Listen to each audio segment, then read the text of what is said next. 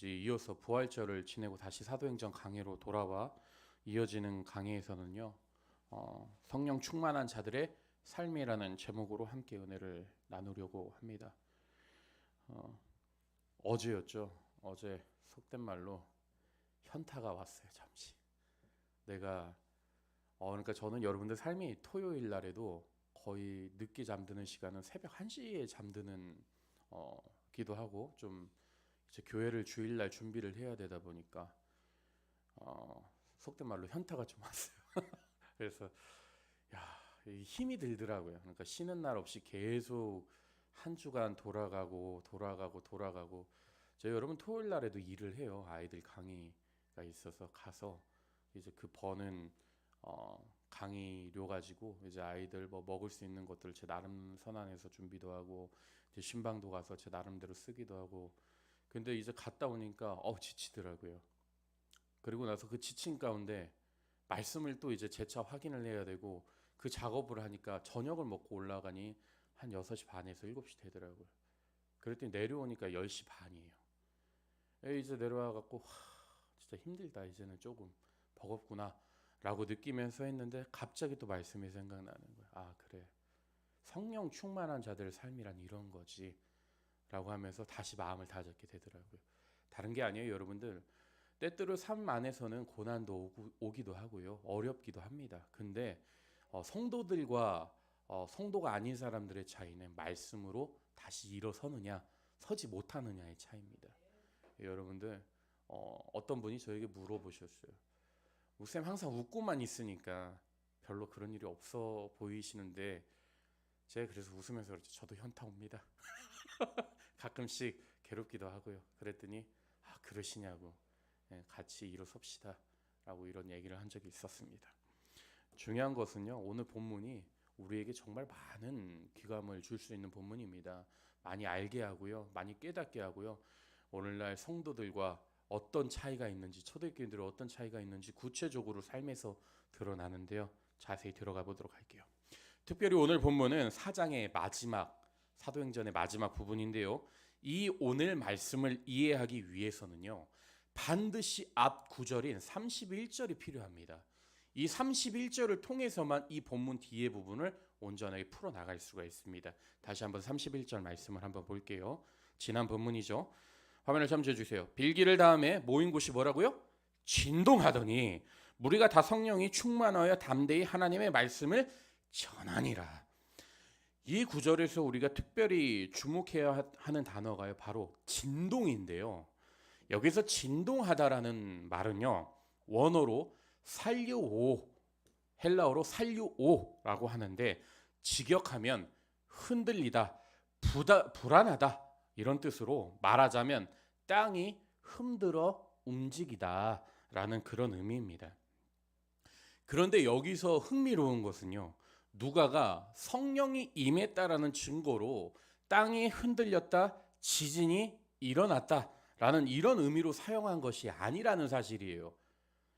지금 누가가 31절에서 진동하더니 라고 기록한 것은 땅이 흔들렸다라는 그런 물리적인 의미가 아니라 역사적인 의미에서 상징적으로 기록한 건데요. 쉽게 말해 그동안 이스라엘의 문화를 주도적으로 잡아가며 그 안에 대표적인 종교로 자리 잡고 있던 종교가 하나 있죠. 그 종교가 뭐예요? 유대교예요. 이 유대교가 이제는 역사적 뒤로 퇴장하고 이제 누가 등장하는 거예요? 새로운 공동체인 교회가 탄생하여 시작되는 것을 지금 의미를 하고 있는 겁니다. 그러니까 지각 변동이 일어나면 뭔가 새로운 것들이 땅의 위치가 바뀌잖아요. 그런 것처럼 지금 유대교는 역사적 뒤로 퇴장을 하고 뭐가 등장한다고요? 새로운 기독교가 이제 등장을 하고 있다라는 거예요. 그래서 누가는 31절에서 지금 모인 곳이 진동하더니 라고 기록한 것이고, 그 시점에 그곳에 모여있던 무리들이 전부 뭐가 충만했다고요? 성령 충만하였다 라고 기록하는 겁니다. 즉 새로운 공동체인 교회가 태동하고 있는 그 순간을요, 누가는 지금 진동하다 라는 그런 표현을 쓴 겁니다. 또한 성경에서 여러분들 이 진동이 가지고 있는 의미와 메시지를 다른 곳에서 천천히 자세히 살펴보면요, 정말 강렬하다라는 의미를 발견하게 되는데요. 왜냐하면 하나님께서는요, 앞서 말씀드렸다시피 역사적 흐름을 바꾸실 때 진동과 같은 뒤흔드는 그런 과정을 통해 새로운 역사를 쓰셨기 때문인데요. 쉽게 말해서 성경에서 진동이 가지는 의미는요, 역사가 전환되고 바뀌는 시점에서 성경에서는 줄곧 이 진동이라는 말을 사용해 왔다라는 겁니다. 보다 구체적으로 하나님께서 무언가를 흔든다라는 것은요, 기존의 질서, 개념, 문화들을 흔들어서 새로운 개념과 질서로, 그리고 문화를 새롭게 창출하시겠다라는 그런 의미가 담겨 있습니다. 그리고 이런 하나님의 흔드심은요, 오늘날에도 계속해서 지금 나오고 있는데요. 나라가 흔들리고 가정이 흔들리고 교회가 흔들리는 그 과정을 하나님께서는요, 왜 흔드시는 거라고요? 새로운 것을 무언가 창출하기 위한, 환경을 변화를 하기 위해서 하나님이 뒤흔드신다는 겁니다. 우리나라 가운데서도 여러분들이 이 하나님의 흔드심이 있었습니다. 언제요? 평양 대부흥이에요. 그리고 교회 가운데서도 이 하나님의 흔드심이 반드시 있습니다. 그리고 중요한 것은요, 사람의 인생 가운데도 고난을 주시면서 때때로 그 인생의 근본 뿌리를 뒤집으실 정도로 흔드시는 정도로 상황을 만들어 가시는 경우가 있습니다.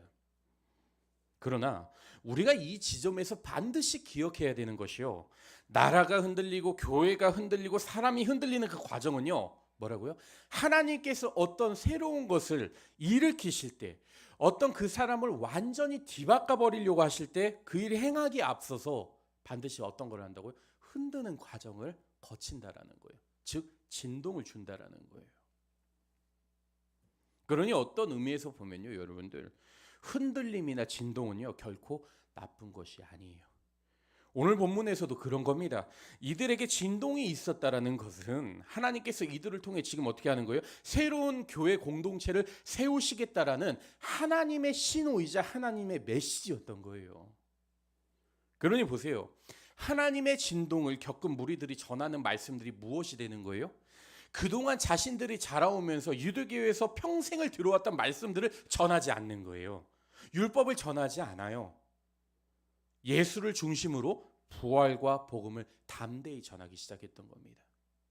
그러면서 이 새로운 공동체에는 더욱더 놀라운 일들이 이제 벌어지게 됩니다. 그동안 성경에서도 기록되지 않던 특별한 사건이, 새로운 역사와 함께 특별한 일이 계속해서 일어납니다. 말씀을 계속해서 볼게요. 본문 32절 말씀이요. 화면을 점지해 주세요. 믿는 무리가 뭐라고요? 한 마음과 한 뜻이 되어 모든 물건을 서로 통용하고 자기 재물을 조금이라도 자기 것이라 하는 이가 하나도 없더라.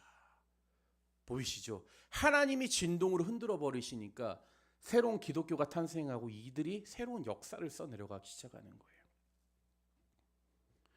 사실 오늘날 여러분들 교인들을 보면요, 기독교를요 어떻게 해석합니까? 어떤 생각의 틀에 가두거나 이론으로만 이해하는 경우가 있습니다. 그러나 기독교는요, 여러분들 결코 이론이 아니에요. 이 점을 정말 조심해야 됩니다. 올바른 기독교는 말이죠, 새로운 진리를 붙고 붙잡았을 때 그 진리를요 삶으로 들어오게 해야 되는 것이고, 자신의 삶을 진리를 통해서 완전히 새롭게 바꿔나가야 되는 겁니다. 오늘 본문이 그렇습니다. 이스라엘은요, 그동안 유대교 안에서 뭐를 듣고 자랐어요? 율법을 듣고 그 율법 안에서의 범죄하지 않고 질서를 세우면서 그렇게 살아왔었습니다. 그렇게 이해해 왔었습니다. 그러나 이제는요, 예수 그리스도의 가르침과 부활 신앙으로, 복음으로 이스라엘에서 유대계 모든 것은요 지금 어떻게 되는 거예요? 흔들리기 시작한 겁니다. 그리고 이런 하나님의 흔들림을 통해 어떤 거예요? 내적인 충격을 받고 성령 충만을 받게 된 것이죠. 그러한 결과 성령 충만한 무리가요, 한 마음과 한 뜻으로 자기 물건을 서로 같이 쓰고 자기 재물을 자기 것으로 여기지 아니하는 사람들이 많아지게 된 거예요. 즉 자기 것이라고 생각하는 사람들이 교회 안에서는 없어지게 됐던 겁니다. 즉 하나님의 진동과 하나님의 흔드심이 그들을요 지금 새로운 진리로 인도해 간 것이고, 그 결과 초대교인들의 삶에서는요 놀라운 열매들이 맺히게 된 거예요. 그리고 여러분들 또한 여기서 정말 중요한 게 뭔지 아십니까? 본래 유대인들은요 뭐를 중요시하던 사람들이었냐면 혈연을 되게 중요시했어요. 이해되시나요? 예전에 여러분들 제가 사도행전 강의에서 족보의 개념을 잠깐 얘기한 적이 기억나시죠? 이들은요 족보를 정말 중요시 여겼어요. 가족 중심, 약간 피를 섞은 형제, 이런 것들을 되게 중요시합니다. 그래서 이들은요 메시아도 곧 민족주의와 혈연적인 그런 생각을 가지고 있었기 때문에 구원은 누구에게만 있다고요? 자신들에게만 있다라는 선한 민족이라는 사상을 갖고 있었던 거예요. 선민 사상. 즉 자신들만 구원을 하나님께 받을 수 있다라는 그런 생각을 갖고 있었습니다. 그런데요 여러분들 곰곰이 생각해 보세요. 이 혈연 중심적인 생각은요 비단 유대인들에게만 보이는 그런 특성이 아니라는 거예요. 곰곰이 생각해 봅시다. 사람 사는 곳이 다 어때요? 전부 혈연 중심인 거예요. 사업을 하거나 여러분들 장사를 한다면, 여러분들 가정해 봅시다. 여러분들이 만약에 장사를 하고 그리고 또 사업을 한다고 생각해 보세요. 다른 사람에게, 나와는 관련이 없는 사람에게 그 일을 맡길 수 있겠습니까? 아니요. 믿을 만한 사람에게 그 일을 맡겨야 되는 것이니 가장 가까운 친족이나 혹은 외가 쪽으로 가까운 순서에 따라서 친인척들에게 그 일들을 맡기게 되는 거예요. 즉 이런 혈연 중심적인 생각은요 인간 내면에 가장 잠재되어 있는 것 중에 가장 기초적인 생각이고 마음판이라는 거예요. 하지만 하나님은요 이러한 인간의 기본적인 욕구와 당시 유대인들의 상태를 너무나 잘 알고 계셨던 것 같습니다. 그래서일까요? 하나님은 초대교회를 일으켜 세우시며 그 가운데 가장 먼저 흔들고 깨트리신 것이 혈연 중심적인 생각입니다. 그래서 사도들의 이름들이 그러니까 혈연이 아니었는데도 불구하고 예전에 순서대로 기록됐을 때 사역 순서대로 성경 기록이 되죠. 예전에는 혈통 중심이라 그랬고 믿음의 아브라함의 조상이라 그러면서 그 밑에 족보들이 계속 혈연 중심으로 나와요. 근데 이제 사도행전에 보면은 새로운 족보가 쓰이기 시작하는 겁니다. 어떻게요? 예수를 믿고 사역을 하는 그 중심들을 기준으로 해서 베드로가 등장하고 계속 순서가 나열이 되는 거예요. 근데 그들은 혈연이 아니라는 사실이죠.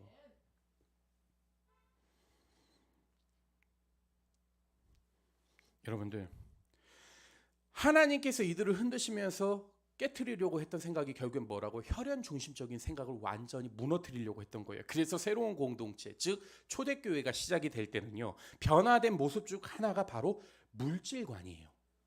하나님께서는요 그들에게 물질을 대하는 태도부터 변화시키게 된 겁니다. 다시 본문 32절 말씀을 볼게요. 화면을 첨부해 주세요. 믿는 무리가 한 마음과 한 뜻이 되어 모든 물건을 서로 통용하고 자기 물건을 조금이라도 자기 것이라 하는 이가 하나도 없더라.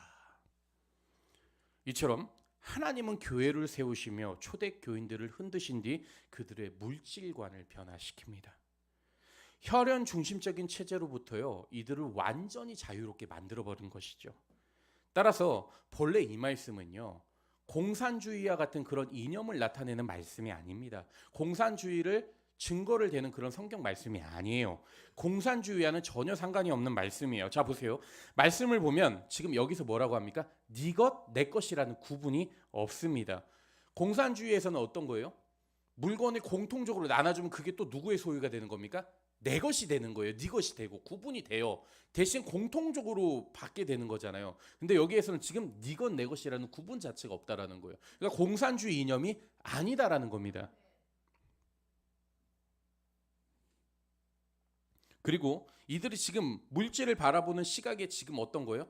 큰 변화가 일어난 것이지 단순히 어떠한 이념을 적용시키고자 했던 그 말씀은 절대 아니라는 겁니다. 그렇다면 여러분도 궁금한 것이 하나 있어요. 초대교회에 어떻게 이런 일들이 생길 수 있었으며 이들의 물질관이 어떻게 변화할 수 있었는지가 궁금합니다. 이에 있어 그 해답은요 32절에 기록된 바와 같이 믿는 무리가 뭐라고요? 한 마음과 한 뜻이 되어라는 그 말씀의 해답이 있는 겁니다. 이 말씀이 굉장히 중요합니다, 여러분들. 즉 이 말씀에는요, 교회가 무엇인지, 교회가 어떤 곳인지에 대한 완벽한 해답이 여기에 담겨져 있습니다. 먼저 누가가 말한 이 한뜻이라는 말은요, 헬라어로 푸시케미아라는 그런 말인데요. 이것을 나누어 보면요, 앞에 푸시케 이 말은 영혼, 생명이라는 뜻이고요. 뒤에 오는 미아라는 말은요, 하나라는 뜻을 가지고 있습니다. 그러니까 푸시케미아는요, 한 마음, 한 영혼, 한 몸이라는 뜻으로 쉽게 말해서 예수 그리스도로 모인 무리들이 지금 어떻게 묶인 거예요? 한 교회로 묶여 한 몸이 된 것이고 한 생명이 된 것이고 하나의 몸을 가질 수밖에 없는 그런 것을 지금 가리키고 있다는 겁니다. 이게 바로 교회가 가지는 교회만의 특징이에요. 예를 들어 볼게요, 여러분들. 이렇게 생각해 봅시다. 제가 발이 아픈데 제 발을 보면서 야, 너 신나게 발로 뛰어댕기더만 다칠 수밖에 없지 라고 이렇게 발을 향해 말을 할까요? 아니에요. 이 발이 아플 때 누가 아픈 거예요? 제가 아픈 거예요. 제 발이 아픈 거라고요. 이걸 두고 미아푸시케라고 하는 거예요. 그래서 고린도전서 12장을 보면 사도 바울도 교회 공동체를 두고 뭐라고 얘기하는 거예요? 사람의 몸으로 비유를 하는 겁니다. 다시 말해 사람의 몸에는요, 각각 손과 발이 있고 각 부위별로 다른 일을 합니다. 그러나 이 모든 것이 지금 어디에서 일어나는 거예요? 한 몸에서 일어나고 있는 거예요. 그 교회 역시 마찬가지입니다. 은사와 역할에 따라서 교회에서 하는 일과 사람의 역할은 다르지만 결국 이 모두가 예수로 묶여서 한 교회가 되는 겁니다. 그래서 교회를 한마디로 정의하면 뭐가 되는 거예요? 푸시케미아가 되는 겁니다. 즉 한 몸이 되는 것이고, 이런 사실들을 초대교인들도 너무나 잘 알고 있었기에 이들은 교회 안에서 결코 물질을 두고도 자기 것이다, 내 것이다, 네 것이다 이렇게 구분짓지 않았던 겁니다. 즉 여러분들, 초대교인들은요 정말 중요한 것이요, 자신들의 삶에서 복음만 전파한 것이 아니라 그 복음을요 자신들의 삶에서 실천하면서 살아갔던 거예요. 그런 의미에서 계속해서 말씀을 볼게요. 보면 33절 35절 말씀에 화면을 점지해 주세요. 사도들이 큰 권능으로 주 예수의 부활을 증언하니 무리가 큰 은혜를 받아. 뭐라고요? 은혜를 받았죠. 그 중에 가난한 사람이 없으니 이는 밭과 집 있는 자는 팔아 그 판 것의 값을 가져다가 사도들의 발 앞에 두면 그들 각각 사람의 필요에 따라 나누어 줌이라. 이렇듯이 하나님의 은혜를 받으니 초대교인들은요, 인간의 욕구와 본능을 따라서 인본주의적인 생각으로 삶을 살아간 것이 아니라 하나님의 은혜를 따라 살아갔습니다. 하지만 오늘날 정말 안타까운 것은 오늘날 성도들에게서 초대교회의 모습으로 돌아가려고 하는 것이 아니라 지금 누구로 돌아가려고 합니까? 유대교의 모습으로 돌아가려고 한다는 거예요. 며칠 전에 이제 계속 통화를 하면서 늘 제가 개인적으로 통화를 많이 해요. 근데 뭐 믿음의 가문을 세운다고 하면서 교회에서 그런 교회들을 이야기를 가끔씩 제가 듣습니다. 그거요, 여러분들 옳지 않은 생각이에요. 믿음의 가문이요, 좋아요. 그런 부분도 있습니다. 그러나 그것보다 더 중요한 건요, 내가 본질, 하나님이 나에게 얘기하는 그 본질이 무엇인지에 대해서 깨달아야 되는 겁니다. 믿음의 가문도 중요하지만요, 나가서 복음을 듣지 못하고 죽어가는 저 영혼들을 먼저 생각을 해야 된다는 거예요. 근데요, 여러분도 오늘날 성도들은요, 기독교를 믿는 무리들이요, 어떻게 행동합니까? 혈연 중심적인 가치를 회복하려고 해요. 영혼을 중요하게 여기는 게 아니라 내 가족 중심인 거고, 내 가족에서 벗어나서 또 어떠한 친인척에서 계속 뿌리를 뻗어나가는 거, 그게 어디서 보여지는 모습입니까? 유대교에서 보여지는 모습인 거예요. 그러면서 거대한 자기만의 성을 만들어가는 겁니다. 즉 쉽게 말해서요, 하나님께서 유대교로부터 완전히 흔드신 다음에 새로운 교회를 만들어 가신 거잖아요. 새로운 교회를 만들어 가셨는데 이제는요, 성도들이요, 그 기독교에서 다시 유대교로 회귀하려는 그런 모습을 보여주고 있는 거예요. 그리고요, 무서운 건 뭔지 아십니까? 그런 자신들의 모습을 두고 거룩한 성도라고 착각하면서 살아가는 거예요. 구체적인 예를 들면 이런 거예요. 한 주간 주일을 잘 지키고 헌금하고 새벽 기도하고 모든 구역 모임이나 혹은 다른 교회에서는 또 목장 모임을 두고 각종 교회 행사에 빠지지 않았으니 자신이야말로 진짜 성도다라고 이렇게 착각하면서 살아가는 거예요. 근데 여러분들 그게 바로 무슨 생각이에요? 하나님이 주신 생각이 아니에요. 그게 인본주의주의 생각이자 혈연 중심적인 생각인데 말이죠. 그거를 착각하는 거예요. 아, 내가 진짜 성도지. 그러나 여러분들 우리 예수님께서는요. 가족에 대한 정의와 혈연 중심적인 사고를 두고 이렇게 말씀하신 적이 있어요. 말씀을 한번 볼게요. 마태복음 12장 48절에서 50절 말씀입니다. 화면을 점져 주세요. 말하던 사람에게 대답하여 이르되 누가 내 어머니이며 내 동생들이냐 하시고 손을 내밀어 제자들을 가리켜 이르시되 나의 어머니와 나의 동생들을 보라. 누구든지 하늘에 계신 내 아버지의 뜻대로 하는 자가 내 형제요 자매요 어머니이라 하시더라. 가끔씩 저희 어머니가 저한테 그래요. 야, 너는 가족인 나보다 니네 성도들이 더 중요하냐? 그런 얘기를 하세요. 저는 그래요. 가족 중심이 아니라 교회 중심입니다. 목회자이기 때문에. 그래서 우리 집사님 그리고 우리 어머니께서도 이제 우리 교회 일원이시니까 우리 어머니 이렇게 해드리는 거지. 교회가 아닌 이상은 저는 철저합니다. 구분이 되어져 있어요. 어떤 사람이 이제 저랑 관계를 맺기 위해서 또 연락을 계속 취하는 분들이 있는데요. 아니요.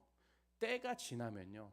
저는 이제 그분과의 거리를 철저하게 둡니다. 전화 와도 받지 않아요. 그리고 때가 돼서 딱 끊어낼 때는요. 저는 뒤도 돌아보지 않습니다. 그러니까 누가 가족이에요? 한 교회에 있는 우리가 진짜 가족이라는 거예요. 예수님이 말씀하시는. 피는 섞이지 않았지만 교회 안에서 피를 나눈 사람들끼리 하나가 되는 것은 결국에는 유대교회에서 비춰지는 모습이지만 저희 어머니가 또 이런 얘기를 하세요.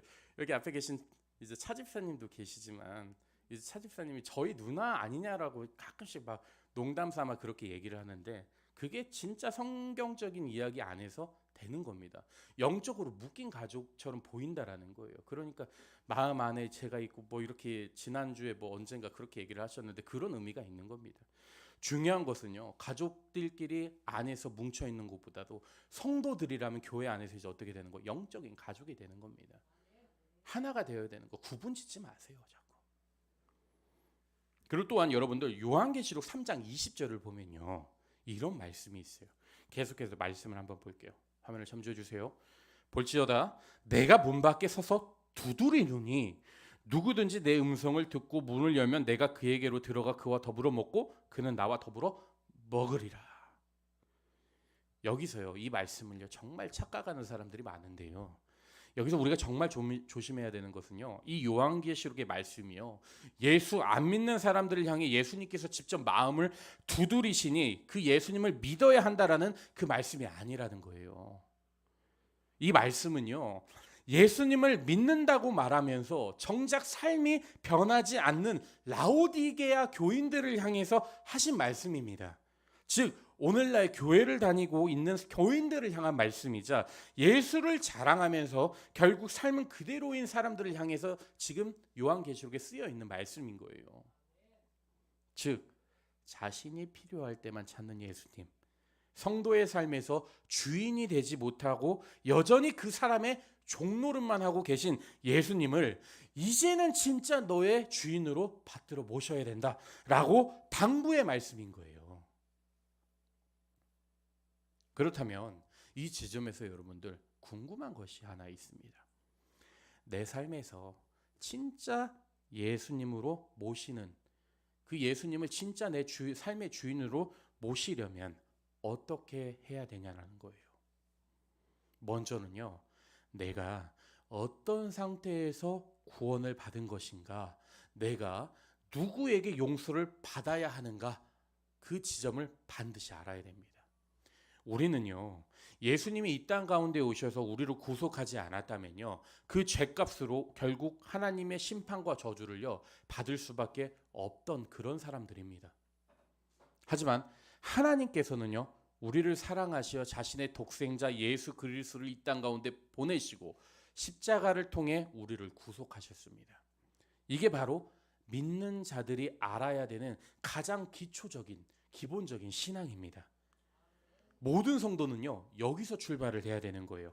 이 사실로 출발했을 때, 나의 죄값을 결국은 내가 치러야 되지만 예수님께서 모든 걸 다 감당해 주셨구나라는 것을 알기 시작했을 때 우리의 삶도 변하게 되어 이 땅 가운데서 하나님의 백성답게 살아갈 수 있게 되는 겁니다. 왜냐하면 내가 져야 될 죄값을 누가 지금 짊어주신 거예요?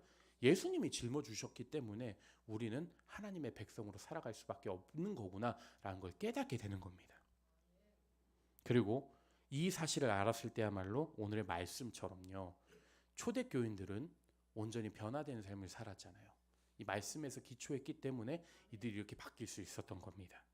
그리고 우리 역시도 이 기초로 살아갈 때 비로소 우리 역시도 초대교인의 삶을 살아낼 수 있게 되는 겁니다. 자, 이제 말씀을 정리하고 싶습니다. 성령 충만한 초대교회의 가장 큰 특징은요, 하나가 바로 뭡니까? 한 마음과 한 뜻입니다. 이들은 복음 안에서 완전히 하나가 되어버린 것이죠. 그러다 보니 이들은 복음의 능력을 완전히 덧입어 소유욕이자 혈연적인 사고에서 어떻게 됩니까? 자유로운 삶을 살게 됩니다. 인본주의적인 사고와 함께 물질을 중요하게 여긴 것이 아니라 그것들을 예수 안에서 함께 나눌 수 있게 된 것이죠. 뿐만 아닙니다. 그들에게서 물질관도 달라졌지만 무엇보다 어디를 가서든 이들은요, 예수의 이름을 증언하게 됩니다. 그리고 복음이 들어가는 그 자리에서는요, 하나님의 크신 능력과 은혜가 함께 있었습니다. 결론적으로 말해 성령이 충만하면요, 여러분들, 내 생각대로 내 자신을 위해서 살아가는 것이 아니라 무엇으로 하나님을 기쁘게 할까 생각하게 되는 거예요. 즉 주님만을 위한 삶을 살아가게 되는 거예요. 그러니 누구에게 초점을 두는 거예요? 하나님께 초점을 둘 수밖에 없는 겁니다. 그러면 그 하나님께서 또 어떻게 하시겠어요? 우리의 시각을 바꿔주시고 우리의 물질관을 바꿔주시게 되는 거예요. 물질의 주인이 나에게서요, 하나님으로 바뀌었기 때문에 이제는 어떻게 됩니까? 하나님을 기쁘시게 하는 용도로 그 물질을 사용하게 되는 겁니다. 사랑하는 여러분, 교회는요, 죄와 탐욕으로 일그러진 세상에서 세상과 똑같이 해서는 안 되는 겁니다. 교회가 먼저 예수 그리스도 안에서 소유욕과 이기심을 내려놓고 나누어 주기 시작할 때 교회는 교회다워질 수 있고 세상을 바꿀 수 있습니다. 제가 오늘 아침에 우리 큐티방에다가 기사를 하나 올렸어요. 그리고 저희 집사람한테 이런 선포를 했어요. 여보, 우리가 올해는 이웃들을 섬기는데 75만 원의 금액 상당으로 했지만 내년에는 2배로 해서 300만 원을 선교를 합시다. 그랬으면 좋겠네요 라고 얘기를 했더니 티격태격하면서 이제 투닥투닥 했죠. 그래서 뭐 1월 달에 하기로 했다는 둥 12월 달에 하기로 하지 않았냐라는 둥 그런 얘기가 있었는데 제가 우스갯소리로 그런 얘기를 했어요. 올해는 이제 내년 1월이죠. 내년 1월에는 우리가 300만 원으로 선교헌금을 준비해서 과일을 나누고 그 내년에는 600만 원이 됐으면 좋겠어요 라고 제가 그런 얘기를 했었어요. 그러니까 물질을 내 것으로 여기지 않고 같이 누군가 이웃들에게 심지어 믿지 않는 자들에게도 나누어 줄 수 있는 배포가 좀 있어야 된다고 봅니다. 그럴 때 여러분도 우리가 그러한 복음을 들고 진짜 삶을 살아내기 시작할 때 하나님께서는요, 우리 교회를 어떻게 하겠습니까? 더욱더 교회답게 인도할 것이고 그리고 더욱더 우리 생각과 사고 안에서 물질적인 문제에서 자유롭게 만들어 주실 겁니다. 이러한 사실을 기억하시고 정말 예수님을 기초로 한